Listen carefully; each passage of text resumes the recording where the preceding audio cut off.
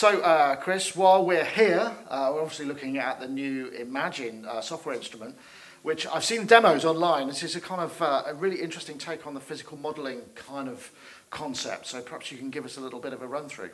Yeah, for sure. So this is Imagine. For this, we partnered up with the pioneers of physical modelling, applied acoustic systems. We used their DSP, their algorithms, their models of acoustic bodies and the way how you excite them, and we put an interface around that, which is pretty new, where we put the emphasis on ease of use and playfulness, basically. A lot of times physical modeling may be a little bit intimidating, a little bit mathematical. We try to take that out a little bit and offer a playful interface. At the same time, we offer lots of real-time modulation that is going on. Perhaps, well, just give you a brief example of how it could sound like.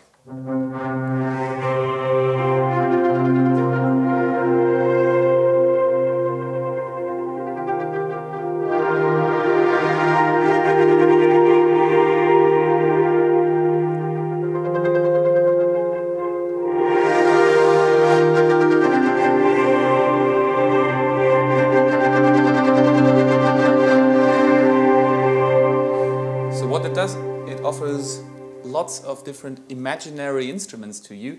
These are always built up on a coupling of two acoustic bodies. It can be skins, strings, bars and tubes, and then you decide which kind of way you want to excite those. So it could be a mallet, it could be a noise for more continuous sustained sounds, or it could be a sequence. And then you have two of those instruments at the same time, and they form a global preset together. So the interface of the instrument itself, it always depends on what kind of excitator you use. In this case, you have the continuous sound, you have some tone shaping knobs here, which really go in deep into the physical model. You have an LFO, and you have an ADSR that you can use to change the excitation of the sound over time. When you're looking at a mallet instrument, indeed I can show you that with this beautiful little preset here.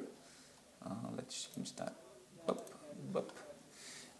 You have different tone shaping parameters as well, and as you see, they are pretty graphic, they're easy to use and intuitive. So what you can do,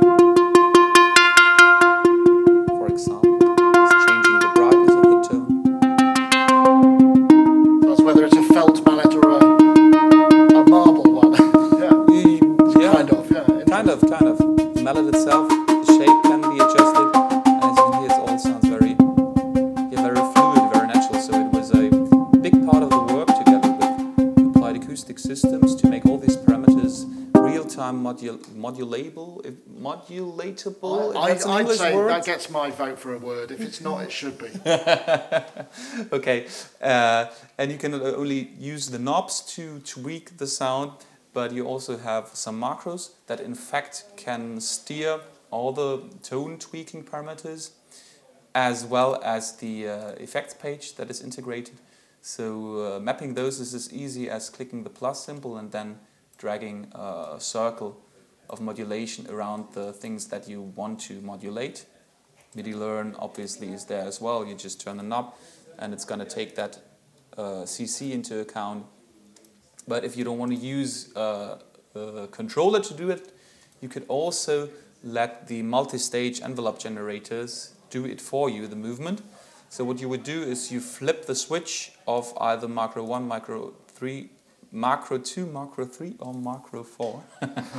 And you can make the knob movement with the multi-stage envelope generator here in the lower right. So there are lots of stuff that is more basic LFO. Right. That can change that parameter, but there's also complex stuff. So lots of presets there available for you to go through as well and change the which part is going to play, min-max values, lots of things to discover basically. So it's all about discovering a new world of imaginary instruments.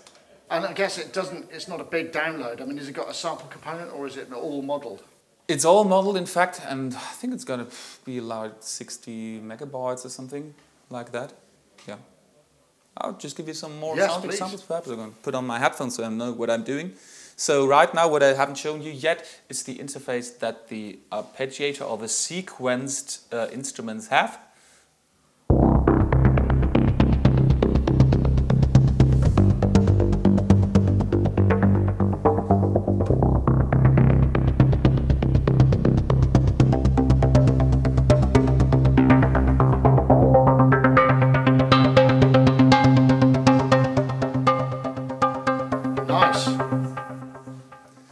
So there's also always two arpeggiators, and which of the two arpeggiators plays at that time is controlled via an arp select button. So even the changement between the arps can be modulated as well. You have some basic tone shaping controls, and you have a randomizer which kind of changes a little bit the velocity.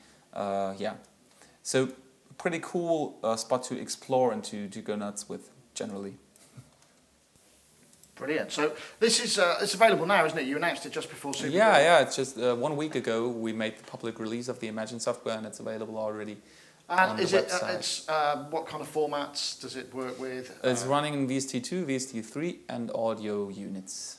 And M1 compatibility or native? M1, it does work very well on it, but there's no native support to it. But if you're using like Rosetta or what it's called, it's pretty in fact, we did all the videos. For example, the walkthrough video was done with, I don't know, 40 instances loaded within it of Imagine without any problems in Cubase. So it's working pretty fine. And there's a discount or an introductory price, isn't there? Yeah, we have 40% off introductory pricing. So if you're watching the video shortly after it gets released, you have a good chance that this is still active. So, great. Christoph, thank you very much. Thank you so much.